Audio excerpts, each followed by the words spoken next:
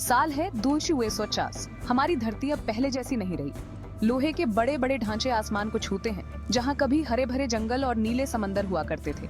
इंसानियत को नेक्सर जैसी जगहों पर पनाह मिली, जो जमीन के नीचे बनी हुई थी और टेक्नोलॉजी का जियाश थी। यहाँ लोग आर्टिफिशियल इंटेलिजेंस के बनाए हुए नियमों में जीते थे। फिर भी बहुत से लोगों के दिलों में सूरज की गर्माहट और कुदरत की गोद की याद सताने लगी। आरव, एक जवान लड़का जो नेक्सर से आगे कुछ और ढूंढना चाहता था। उसकी आंखों में एक अलग सी चमक थी। उसे कॉलोनी के पुराने सामान में एक धूल से भरी डायरी मिली, जो समय की परतों में छिपी हुई थी। उस पुरानी डायरी के पन्नों में उस समय की बातें लिखी थीं, जब जीवन सरल और शुद्ध था, जब इंसान खुले आसमान के नीचे नाचते थे और हर दिन एक उत्सव की तरह मनाते थे और कुदरत के साथ रहते थे, जैसे प्रकृति का एक अभिन्न हिस्सा हो। उन धुंधले अक्षरों के बीच एक कहानी छिपी थी। एक नाम मेरी नजर में आया, प्रोजेक्ट जेनेसिस, जो रहस्यों से भरा हुआ था। इस खोज ने मेरे दिल में एक आग जगा दी और मुझे एक नई दिशा दी। इस खोए हुए स्वर्ग को खोजने की तमन्ना, जो अब मेरे जीवन का उद्देश्य बन गया था। ईशा, तुम यकीन नहीं करोगी मैंने क्या ढूंढा है। ये है प्रोजेक्ट जेनेसिस। ये एक ऐसा प्रोजेक्ट है जो हमारी दुनिया को बदल सकता है। आरव, क्या तुम्हें यकीन है? ये सब सच होने के लिए बहुत अच्छा लग रहा है। अगर ये सच है तो ये हमारी सबसे बड़ी खोज हो सकती है।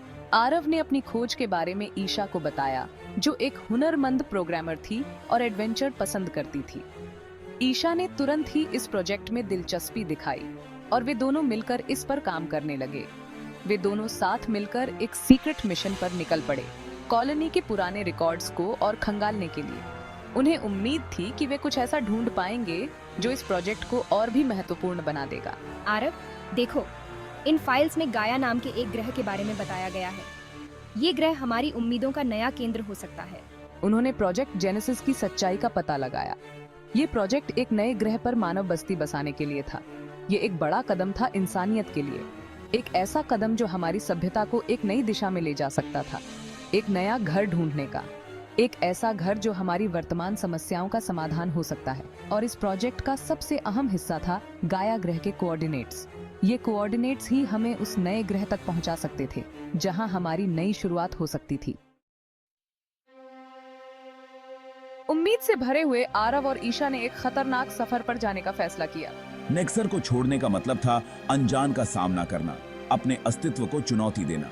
हमने खराब रोबोट्स का सामना किया, जो एक बीते हुए युग के अवशेष थे। हफ्तों बाद उन्हें एक पुरानी प्रयोगशाला मिली, जहां एक स्पेसक्राफ्ट था जिस पर प्रोजेक्ट जेनेसिस का चिन्ह बना हुआ था। उनका सफर गाया की ब्रेथ टेकिंग खोज के साथ खत्म हुआ। यह एक ऐसी खोज थी जिसने उनके जीवन को हमेशा के लिए बदल दिया। गाया इस बात का प्रमाण है कि संतुलन कितना जरूरी है।